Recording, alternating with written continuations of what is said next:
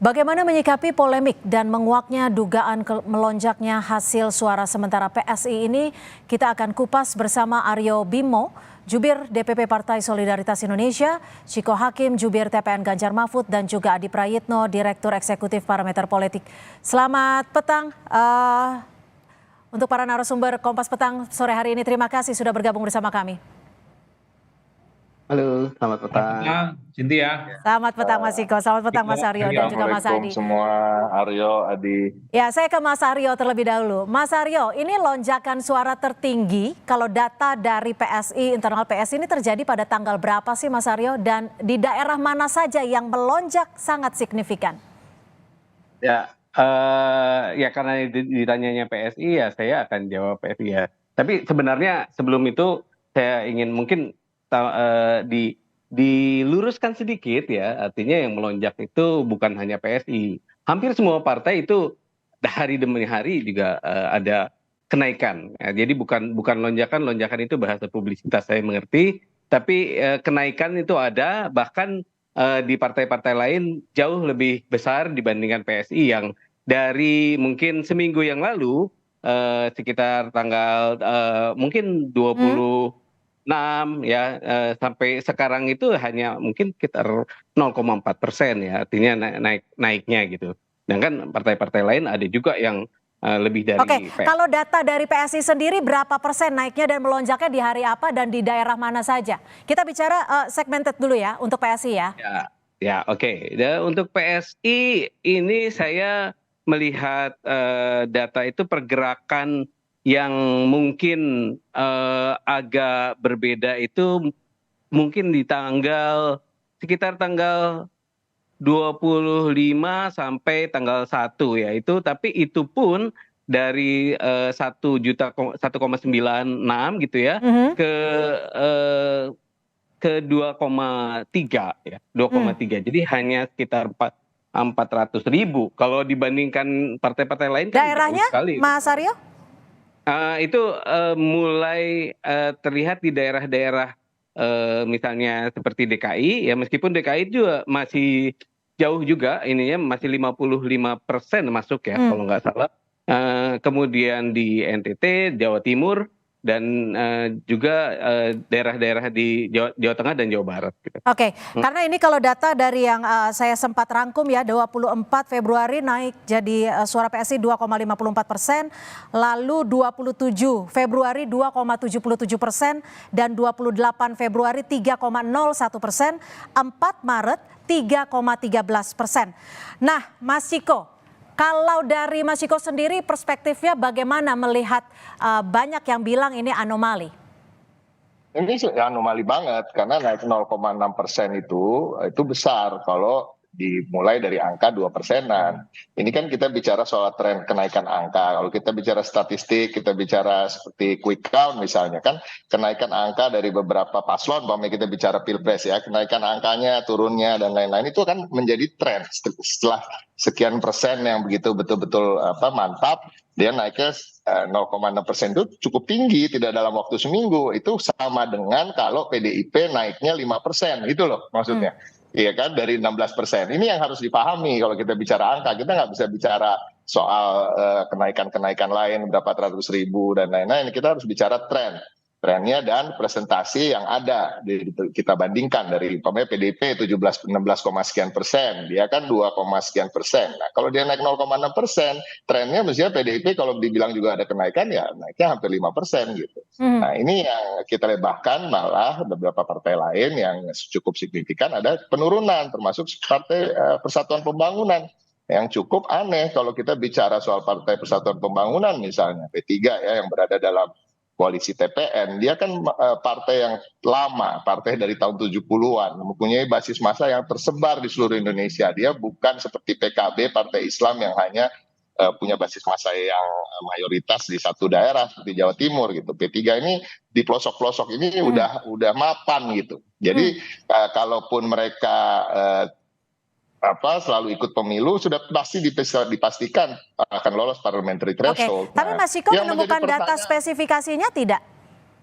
Soal perbedaan Sirekap dan C1 itu? Ya saya seperti yang kamu sampaikan tadi, kalau kita bicara soal wilayah per wilayah, saya nggak mendalami soal itu ya. Gitu. Saya hanya mendalami secara general aja yang tadi yang kamu sampaikan. Dari 2,54% naik ke 3,13% gitu ya. Mhm. Dalam waktu yang sangat singkat. Nah ini Oke, pada maaf prinsipnya saya itulah. potong. Kalau berdasarkan perspektif Mas Ciko sendiri, toleransinya berapa sih kalau Anda menyebut ini anomali? Toleransi yang wajar berapa sebenarnya? Toleransi yang wajar sebenarnya trennya mestinya ya sekitaran di angka-angka yang tidak terlalu jauh dari 2,54% gitu. Biasanya kan dia naik-naiknya mungkin ke 2,6, 2,7 udah paling top lah gitu. Dan ini Oke. akan terus berlanjut sampai selesai penghitungan suara. Kalau kita bicara soal tren perhitungan dan Mhm. statistik dan lain-lain. Oke, saya ke Mas Hadi. Mas Hadi, ini kan suara partai lain relatif mirip-mirip dengan quick count. Ini termasuk lembaga survei Litbang Kompas dan beberapa lembaga survei hitung cepat lainnya. Khusus suara PSI, ini kan melonjak suaranya yang masuk dari data rekap KPU di kisaran 65%. Kalau Anda sendiri membacanya seperti apa, Mas Hadi? Ya, saya kira memang yang menjadi ramai itu karena dua hal, Cynthia. Pertama, PSI ini kan diprediksi tidak akan lolos ke parlemen versi quick count. Perolehan suaranya itu kan di kisaran angka sekitar 2,8%. Jadi kalau per hari ini di mana real count yang berbasiskan serekap misalnya PSI itu dapat 3,13, Mhm. wajar kemudian menimbulkan pertanyaan. Artinya apa? Quick count ini kan sebenarnya tidak pernah salah memprediksi hasil akhir dari pemilu ya, sekalipun itu bukan hasil hitung resmi. Misalnya Pilpres sudah bisa ditebak siapa yang menang satu putaran. Pileg misalnya juga bisa ditebak siapa yang akan dominan, juara satu, juara dua, dan juara tiga, termasuk siapa yang tidak lolos. Tapi kan kalau kemudian melihat PSI yang suaranya sudah melampaui 3%, itu kan menjadi tanda tanya. Quick count aja salah gitu ya. Mhm. Dan ini yang kemudian orang bertanya-tanya, ini quick count-nya yang salah, PSI-nya yang hebat, atau memang KPU-nya juga perlu diaudit secara investigatif. Oleh karena itu saya selalu mengatakan, kalau at the end of the day-nya Mhm. PSI itu lolos ke parlemen, KPU dan teman-teman yang melakukan rilis secara terbuka, quick count itu harus dibuka. Sebenarnya data siapa yang paling valid dan data siapa yang error. Karena ini untuk memberikan kepastian supaya tidak ada dugaan-dugaan soal kecurangan, manipulasi, dan seterusnya. Itu yang Oke. pertama. Yang kedua, kalau kita membaca logika statistik secara umum, biasanya kalau angka masuk di atas 50%, totalitas migrasi suara, perpindahan suara, naik turunnya suara itu biasanya semuanya smooth, dia landai dan datar. Hmm. Kalaupun toh naik hampir sama dimiliki oleh partai politik yang lain di kisaran angka 0,0 sekian persen. Mhm. Kalau kemudian ada partai politik tertentu naiknya signifikan, dia melesat gitu ya, lebih unggul dari yang lain di luar batas kewajaran, itu biasanya menimbulkan tanda tanya. Ya Mhm. inilah saya kira menurut saya KPU perlu melakukan penjelasan apa yang kemudian membuat suara PSI itu dipertanyakan relatifly lebih Oke. naik kan Oke. dibandingkan dengan yang lain. Karena begini sih. Maaf saya potong Mas Hadi. Kalau Anda menyebutkan tadi peningkatannya yang wajar ketika meningkatnya smooth atau apa ya stabil apa ya kalau smooth itu halus gitu ya naiknya. Kalau Anda melihat dari suara PSI ini termasuk smooth atau tidak? Kalau melihat kecenderungan 2 hari beberapa yang lalu kan memang naiknya tidak seperti biasanya, naiknya agak lompat gitu ya. Naiknya agak Biasanya lompat ditahan di situ. Mas Aryo, gimana Anda melihat ini? Perspektif dari Mas Adi naiknya agak lompat, nggak smooth. Iya. Bisa dikatakan dalam tanda kutip tidak wajar seperti biasanya. Bagaimana menurut Anda? Enggak. Dia masih wajar-wajar aja semuanya. Kalau misalnya kita kan benchmarknya selalu memang quick count gitu ya. Kalau misalnya benchmarknya quick count harus dihitung semua juga, artinya tidak per hari saja, tetapi juga karena per hari itu kan tergantung di mana dia masukkan data itu kan. Kalau misalnya itu dimasukkan di basis kita ya tentu saja akan naik suaranya. Tapi saya agak tertantang dengan ininya Mas Adi, ininya kalau misalnya kita 2,9 dengan margin error 1 kan masih bisa kan Mas Adi ya, kita menaik misalnya jadi 3,5 gitu, 3,6 itu masih wajar-wajar aja kan. Nah Hmm. ini yang apa terjadi sekarang misalnya ya di Carta Politika misalnya di kita 2,92 dan sekarang 3,13, berarti 0,21% hanya kenaikannya sampai sekarang gitu ya. Sedangkan partai lain ada yang sampai 0,5% bahkan 1% gitu ya kenaikannya sampai sekarang.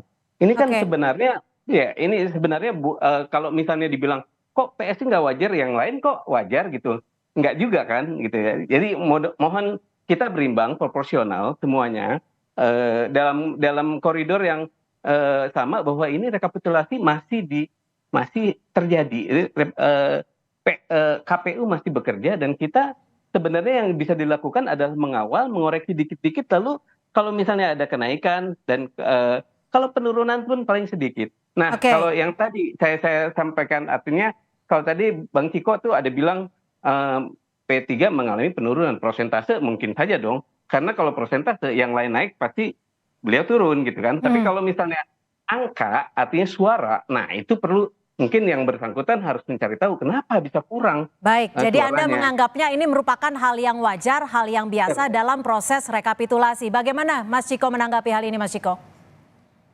Ya ini kan polemik ini udah berlangsung berhari-hari. Yang menganggap ini wajar kan sepertinya hanya Partai Solidaritas Indonesia, ya kan? Enggak, saya yakin Jadi tadi pagi belum saya dengan ada, P3 belum wajar ada, juga. belum ada kita bicara soal pengamat, bicara masyarakat sipil, kita bicara soal aktivis-aktivis yang bergerak di bidang pemilu ini juga selalu mengatakan ini ada suatu hal yang cukup anomali dan aneh. Nah, KPU sampai sekarang juga belum bisa menjawab dengan memuaskan apa yang terjadi. Nah, kita bicara soal Sirekap, kita bicara soal quick count. Nah, ini semua ini seakan tidak ada gunanya kalau kita bicara soal PSI gitu. Semuanya menjadi berguna kalau kita bicara soal partai lain atau pilpres, tapi kalau buat PSI dianggap ini ya ini kan itu, ini kan ini ya gitu. Jadi ini yang cukup aneh. Ini kita nggak bisa berjalan seperti itu pemilu. Satu hal yang saya ingin katakan, kita kan tahu mengapa PSI ini dicurigai ya, diwaspadai akan ada digelembungkan suaranya dan lain-lain. Kita harus bicara backgroundnya. Backgroundnya ada ketua umum yang notabene adalah seorang anak presiden. Ya.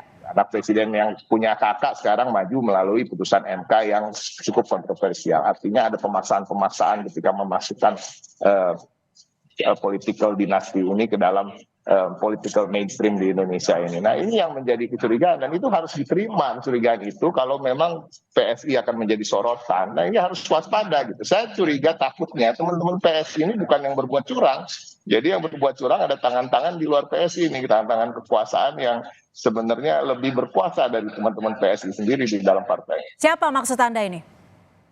Ya, diduga tentunya Presiden Jokowi karena ada anaknya di situ. Mas Aryo, bagaimana Anda menanggapi ini? Waduh. Ada invisible hand mungkin ya istilahnya.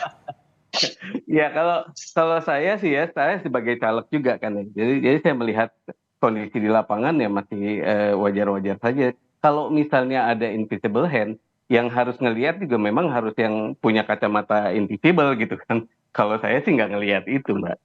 Ya, Mbak Cynthia, ya, saya kira kalau misalnya memang tuduhannya demikian, kalau dalam dogma hukum memang harus dibuktikan. Yang membuktikan adalah yang menuduh. Oke, Mas Aryo, sebelum adanya lonjakan suara dari PSI sendiri ada survei internal tidak? Ya, jelas kita punya. Nggak ada survei internal? Tidak ada pihak internal yang ikut memantau? Nggak, jelas kita punya survei internal yang artinya sebelum pemilu pencoblosan berapa dan setelah pemilu pencoblosan itu berapa, dan itu juga yang menjadikan kita ketika beberapa hari pemilu itu suaranya masih kok nggak naik-naik dari 1, sekian gitu kan ya nah ini Bro Ketum atau Mas Ketum itu menginstruksikan kepada semua jajaran supaya kawal suara ini jangan sampai ini terjadi miskalkulasi. Nah, ini kesalahan-kesalahan ini yang ternyata juga kita temukan dikit-dikit di lapangan, dan itu segera dikoreksi. Saya pikir ini yang kalau misalnya semua memang melakukan itu ya, koreksi di lapangan, di kecamatan, kabupaten, saya kira nggak akan ada yang ngomong nggak wajar gitu. Karena saya sih ngerasa suara saya tuh lumayan naik gitu, meskipun cuma ribuan gitu kan. Kalau misalnya partai kecil kan buat itu bagus. Baik, kami tangkap. Mas Hadi, kalau Anda melihat apa yang terjadi saat ini, banyak yang menuding ada anomali suara PSI. Bagaimana Anda melihat kredibilitas KPU sendiri? Dan modus apa sih sebenarnya yang digunakan dugaannya? Ya kan sebenarnya begini, KPU perlu untuk menyampaikan kepada publik soal dugaan-dugaan semacam ini. Sampaikan aja apa adanya, bahwa itu tidak ada yang berlebihan, lonjakan-lonjakan itu tidak ada yang mengandung unsur kecurigaan. Karena beberapa waktu yang lalu Kalau kita melihat hasil real count yang berbasiskan Serekap itu kan juga salah baca dan salah deteksi. Sempat ramai misalnya penurunan suara Anies di satu TPS yang mencapai 3 juta. Itu kan ramai, KPU sampai konferensi pers. Yang ingin saya katakan adalah Cynthia, ini mungkin ya yang perlu dikelirkan oleh kawan-kawan KPU ketika banyak tuduhan, tuntutan, dan seterusnya.